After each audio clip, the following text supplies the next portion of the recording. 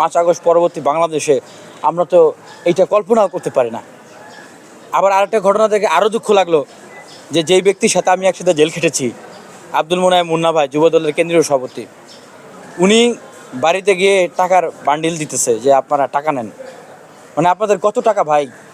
হ্যাঁ, আপনারা টাকা দিয়ে সব কিছু কিনতে চান, তাও আবার মিডিয়ার সামনে টাকা দিচ্ছেন, মানে দেখানোর জন্য যে আপনাদের মেলা টাকা। দেখবো নি আপনাদের কত টাকা আপনাদের কত মানুষকে আপনারা কিনতে পারেন। রাজনীতির আমরা একটা গুণগত পরিবর্তন চেয়েছিলাম ভাই, যে প্রত্যেকটা রাজনৈতিক দল, গোষ্ঠী, গ্রুপ, তরুণ যারা রাজনীতি বিমুখ ছিল, যারা নতুন বাংলাদেশ চায়, পরিবর্তিত বাংলাদেশ চায়, সুন্দর বাংলাদেশ চায়, তারা 5 আগস্ট পরবর্তী বাংলাদেশে একটা নিয়মতান্ত্রিক চর্চা করবে, ভালো কাজের প্রতিযোগিতা করবে, গণতান্ত্রিক চর্চা করবে। কিন্তু আবার যেভাবে সেই আওয়ামী লীগ সব কিছু হাট ঘাট, মাঠ, বাজার, বন্দর, সচিবালয়, বিশ্ববিদ্যালয় সব কিছু দখল করতো, এখন সেই ভোটটা মনে হয় যে বিএনপির ঘাড়ের উপর চেপে বসেছে। বিশ্ববিদ্যালয়গুলোতে তারা ছাত্র সংসদ নির্বাচন দিতেছে না, ভিতর থেকে কলকাঠি নাপতেছে, বন্ধ করে দিচ্ছে। কেন? আবার তারা সেই ছাত্রলীগের স্টাইলে বিশ্ববিদ্যালয়গুলোকে দমন করতে চায়।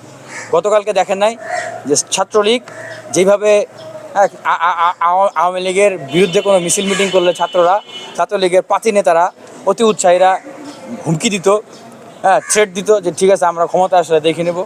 আমরা দেখতেছি যে ছাত্রদল, যুবদল সব বিএনপির অনেক তৃণমূল পর্যায়ের অতি উৎসাহীরা যারা মানে থ্রেট দিচ্ছে যে ক্ষমতা আসলে দেখে নেবে। আরে ভাই, তোমরা তো ক্ষমতায় আসো নাই, এখনই দেখে নেবা, ক্ষমতাটা আসো না দেখি আগে। আর আমি মানুষের উদ্দেশ্যে বলবো যে দেখেন, আওয়ামী লীগের পতনের আগে মানুষকে একটা বদ্ধমূল ধারণায় বন্দি করা হয়েছিল না যে আওয়ামী লীগ আর ক্ষমতা থেকে কোনো নামবে না। ইভেন বিরোধী রাজনীতি যারা করতো তাদেরকেও অনেককে বিশ্বাস করানো হয়েছিল। ঠিক এখন একটা রাজনৈতিক রেটরিক যেটা মানুষকে বিশ্বাস করানো হচ্ছে যে বিএনপি 260-70 আসন নিয়ে নির্বাচনে জিতে আসবে। তো এই কান্দরে তবা করেন, এইটা কখনো বিশ্বাস করবেন না। ঠিক আওয়ামী লীগের যেরকম পতন একটা আপনাদের স্বাভাবিক সেন্সের বাইরে হয়েছে, আমি মনে করি যে এই সেন্সের বাইরে হওয়ার পরে আপনাদের অংশগ্রহণে আপনাদের সেন্স অফ হিউমার, রাজনৈতিক কনসাস আরও ডেভেলপ হওয়ার কথা। এত সহজে বিএনপি 60-70 সিট নিয়ে ক্ষমতায় চলে আসবে, আবার চাঁদাবাজি করবে, মানুষ মারবে, গুম খুন করবে, কমিশন বাণিজ্য করবে, এইটা এত সহজে সম্ভব না, এত সহজে হবে না।